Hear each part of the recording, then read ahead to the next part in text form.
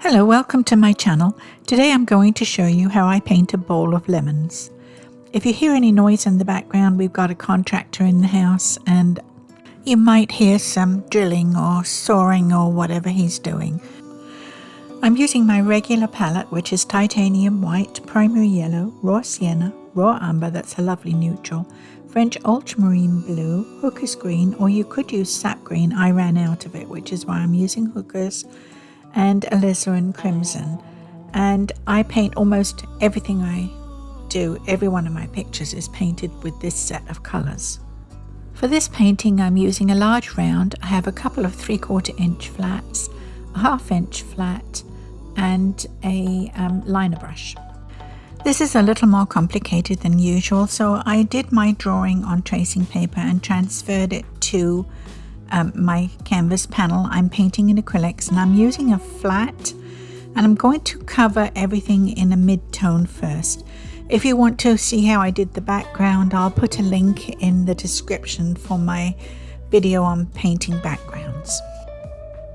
You will see the lines through it still. I'm not going to worry about that because when I put in my shadows and highlights, those lines will disappear.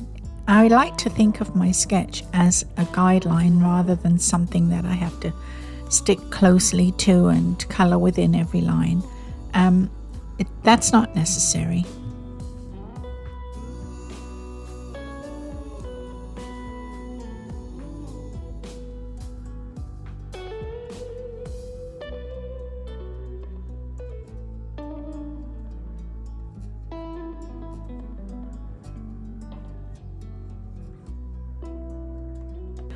I'm mixing the hooker's green straight into that puddle of blue, and I'm adding primary yellow and titanium white to give me a mid-tone green, and that will be what I paint on the leaves.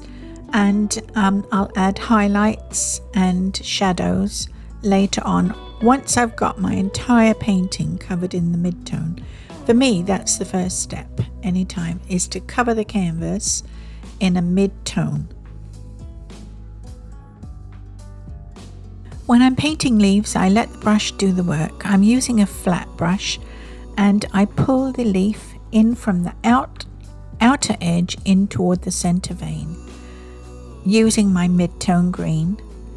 And once you've got your mid-tones on, you can decide then, it's a good time to decide where the light is coming from. And then you know where to put your shadow and your highlight.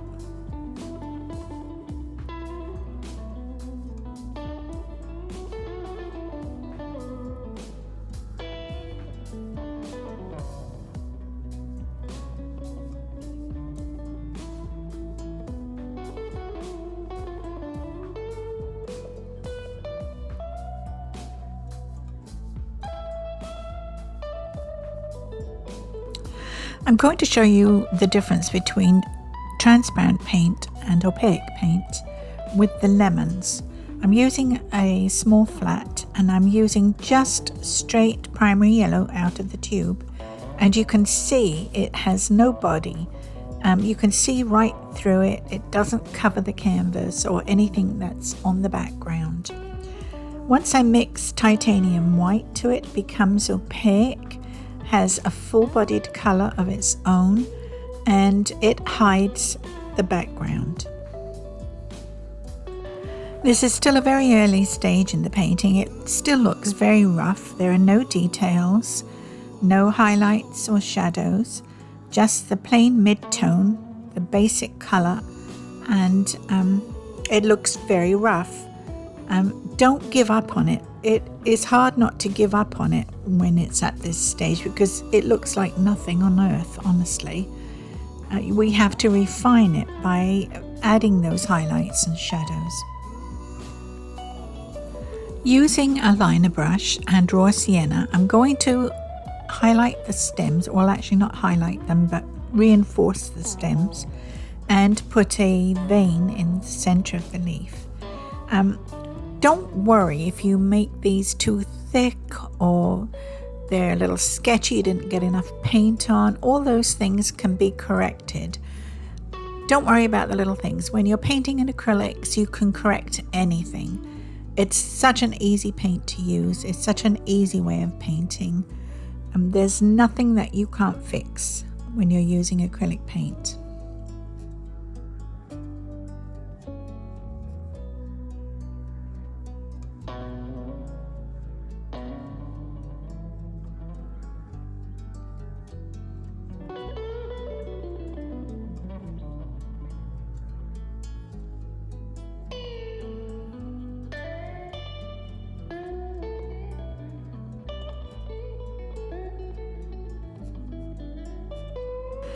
I decided to set this bowl of lemons down on a wooden tabletop, and I'm using raw sienna, and I'll also add alizarin crimson to that to give it a little brightness. And I'm not going to show you the whole thing because it's a bit boring, and but you'll see at the end. Now, to make sure that that bowl is set down on the table, we need to put a shadow under it. I'm using a liner brush and raw umber. Raw umber is great for this kind of thing. It's a lovely neutral paint and it's really wonderful for shadows. I will sometimes use French ultramarine blue and alizarin crimson to give me a dark purple for this. I like to get as many colours as I can into my painting.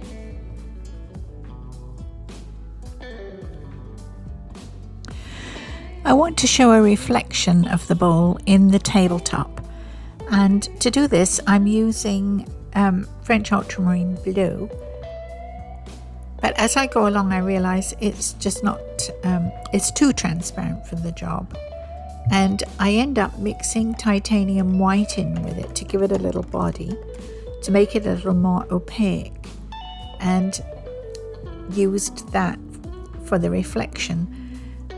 You don't want anything too strong. You don't want an exact replica of the bowl in the table. You want something a little more sketchy than that, a little less vivid, a little more sort of like a reflection that you've erased. Does that make sense? I don't know. Probably there's a good explanation for how you like that or how that should be, but I'm not sure what it is.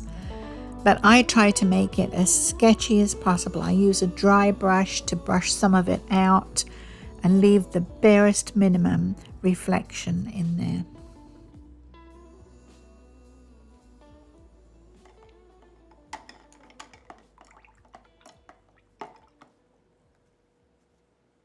To make the tabletop itself a little more interesting, I'm adding alizarin crimson.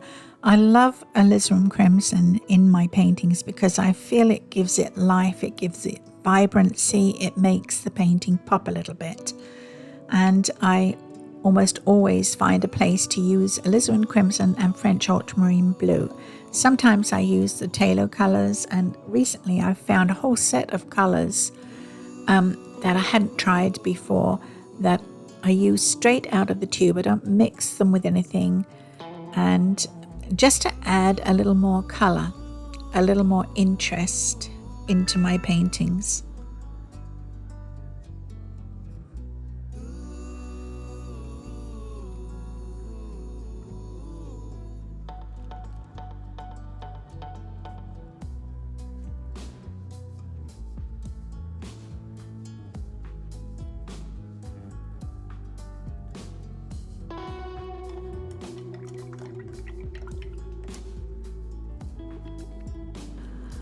So I've decided the light is coming from the right. Everything on the right will have a highlight on it. Everything on the left, the backs of the lemons, the shady side of the leaves will have a shadow. And I usually mix French ultramarine blue and sap green, or in this case hooker's green, for a shadowy green. And I often use raw sienna. I'm using raw sienna in this case for a lemon shade. It's a nice color for a shadow, I believe. It looks a little stark here, but I will blend that in slightly and also add more primary yellow straight from the tube over the top of it to give it a lemon glaze. Don't worry if you can't get your shadows and highlights right the first time. It takes a little practice. I've been doing this for 30 years and I still have to develop my paintings. I stand back, look at it, see what I need to take away, see what I need to add, see if I've got a shadow in the wrong place or a highlight where it shouldn't be. And I'm still doing that after all these years. And so don't feel bad if you don't get it right the first time. Some people will. Some people are very clever at this. I'm not one of them.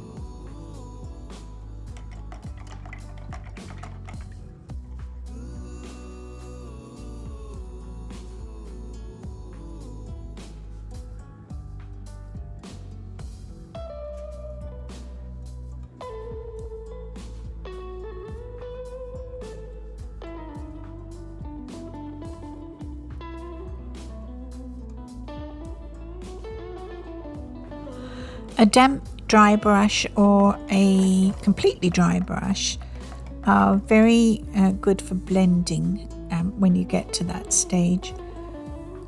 I use a powder brush if I'm blending big areas, like a background or something like that. But generally for small areas, I stick to a dry brush or a damp dry brush, as I said.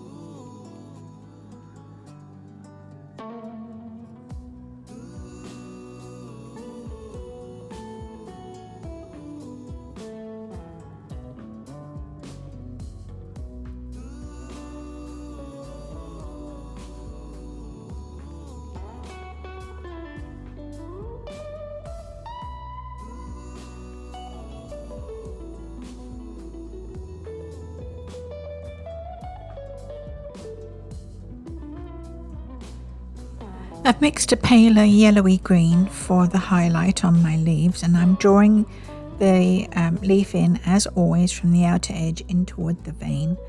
And this is probably not the palest green that I'll put on these leaves.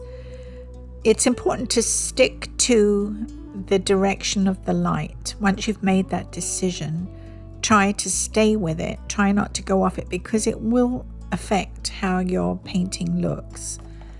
It will discombobulate the eye. Once you get water dripping on the canvas from your brush, if your brush is too wet, you can mop that up with paper towel, or you could use a very dry brush. You can't do it if your brush is too wet. It just won't absorb the water. But you can use a very dry brush or paper towel, and don't worry if it leaves that drip mark, because you can paint over it. I will paint over it with raw sienna and it will blend right in. Nobody will know it's there.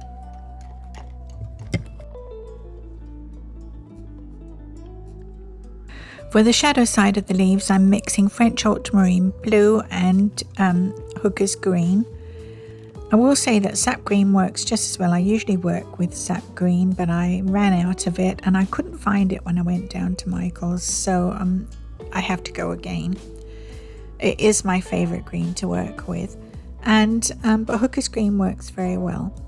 And you do the shadow side exactly the same as the highlight side. This painting is really a good example of how you can do anything you want when you're painting with acrylics, because I usually paint my shadows in first and then my highlight, and I'm doing it just the opposite way around in this painting, and you can see it really makes very little difference. It's just a method that I use to paint my shadows in first and then my highlights. I'm not confused about what I'm doing. I can practically turn my brain off and just enjoy the painting. of it, and as you can see, the shadows make a lot of difference, don't they? But it really doesn't matter which way you do it first when you're working with acrylics. It does if you're working in oils, because you're mixing color on the canvas. Here you're just putting the color on and it is what it is.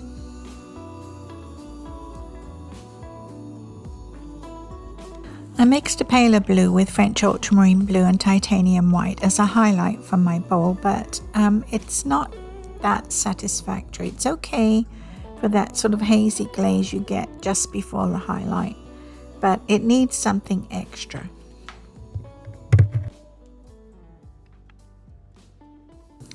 I've added this blue, I think it's called Brilliant Blue, and straight out of the tube, I'm not going to mix it with anything. I'm going to put it both on the bowl and on the reflection underneath, and I think it looks really nice. It has a lovely vibrancy which makes my painting pop. I'm going to add a highlight to the lemons, and I'm mixing titanium white in with the primary yellow, and that's going to be my first highlight, and I may go even lighter. We'll see how this goes.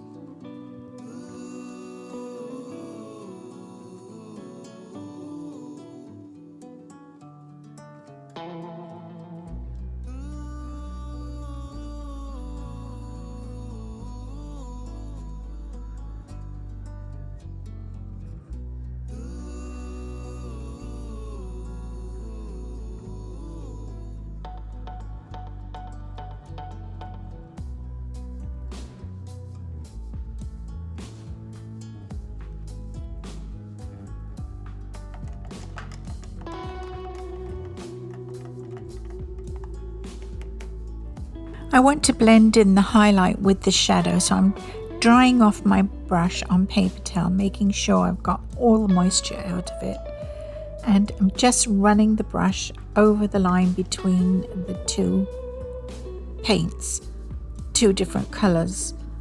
An old teacher of mine used to say people will pay more for your painting if they can see the thickness of the paint and the brush strokes. Well, I don't do that, so I haven't actually seen that effect. I'm probably doing it all wrong. I'm using alizarin crimson underliner brush to put in the center vein on my leaves. I often use alizarin crimson, raw sienna, sometimes French ultramarine blue, sometimes the green, all sorts of colors on my stems and leaves where you see the veins.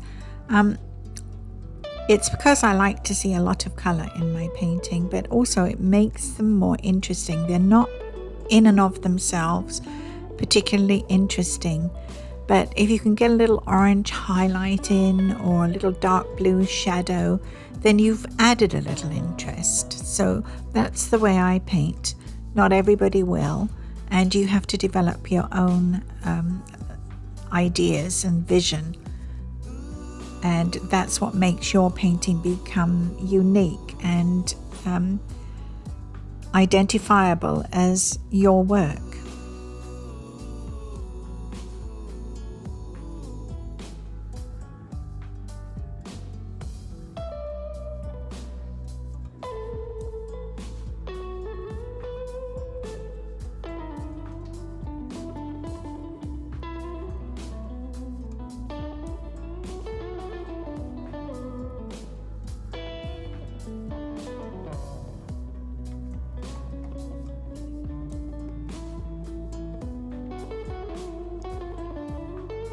I'm putting in the shadow on the bowl, and it's the shadow and the highlights that give it life, give it form, make it substantial, make it look like a china bowl. And so you mustn't forget those. Always remember, put on your mid-tone and then add your highlights and shadows according to which direction the light is coming from. And you make that decision anytime from the beginning until after you've got your mid-tone on. And once you've made that decision, stick to it like glue.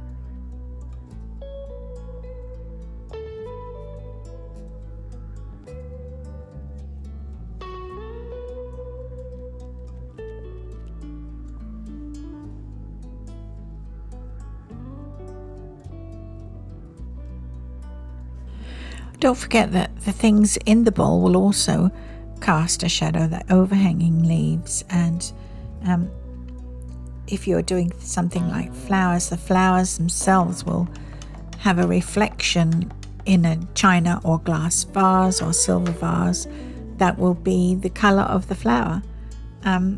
All these little subtle things can bring your painting alive. So you have to sort of sit back and stare at your painting for a little while and decide what you can add to it that will bring that little something extra that will make your painting come alive.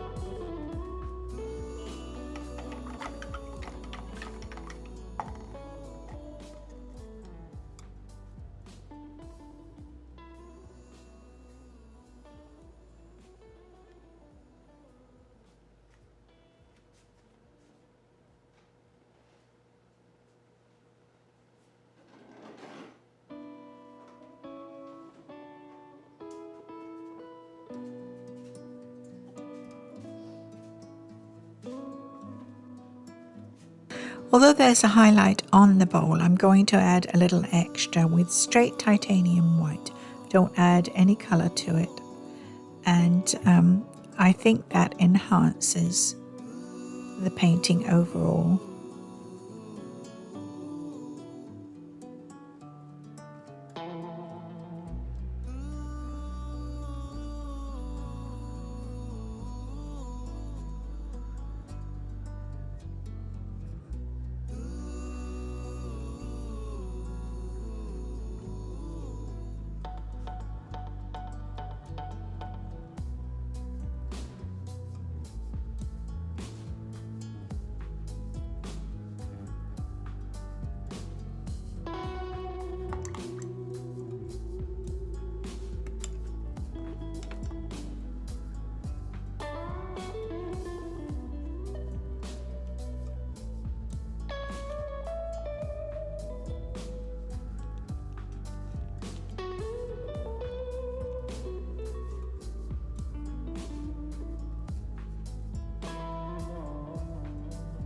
The painting might be finished. It's a very difficult thing for an artist to do, some artists, to decide when their paintings are done. And I tend to tinker with my paintings long after they're actually finished. I've added a brighter highlight here because I think it enhances the whole deal. And there may be more things. I have to sit and watch it for a while.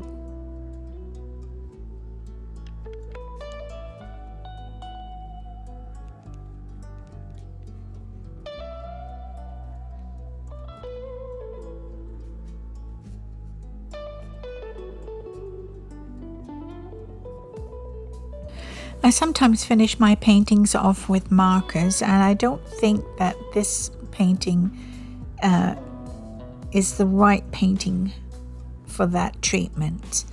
And so I want to accentuate the little bumps at the end of lemons. I seem to have lost them. I had them in my sketch, but I lost them in my painting. And I want to bring those back. I also want to change the orientation of one of the lemons.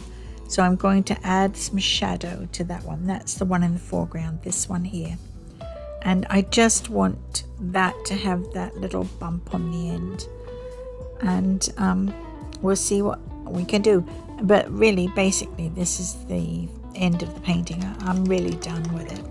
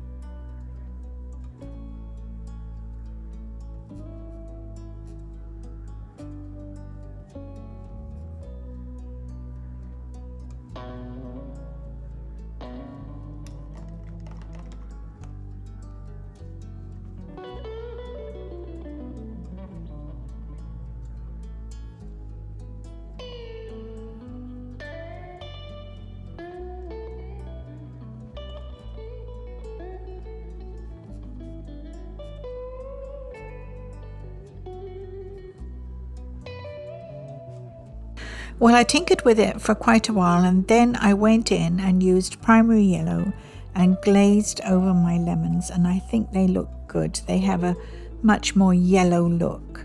I still think there are things I might have been able to do to that painting, but at some point you have to decide it's finished, and I was able to make that decision.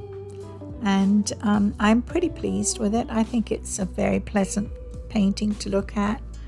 I would be pleased to hang it on my kitchen wall, and I'll put it in my Etsy shop, CarolAnnsArt 123, and maybe somebody would like to hang it on their kitchen wall, who knows. I'll put a link in the description anyway. So I hope you enjoyed the video, and please remember to give me a like and share with your friends. Have a painting party and paint along with me, and then show me the pictures you've painted. I want to see them. And subscribe.